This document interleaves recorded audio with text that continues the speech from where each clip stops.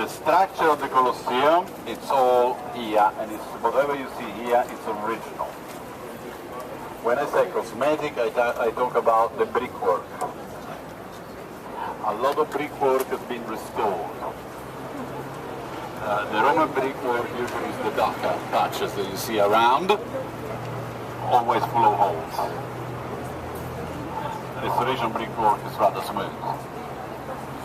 But please remember that behind those bricks there is always a wall made of Roman concrete.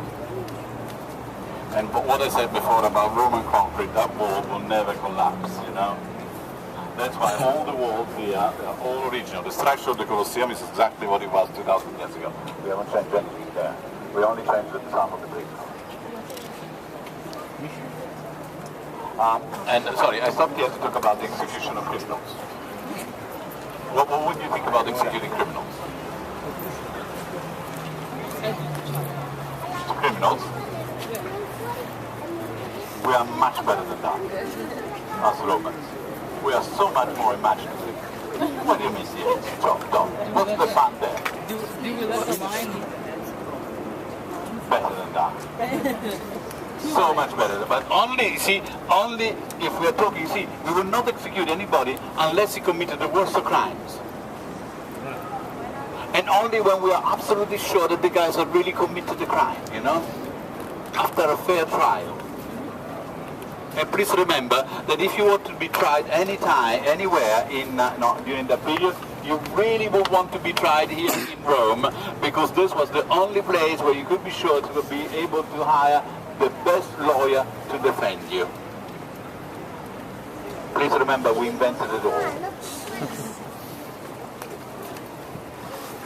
And because the worst crime that you can commit still today is what it was then, and that is treason.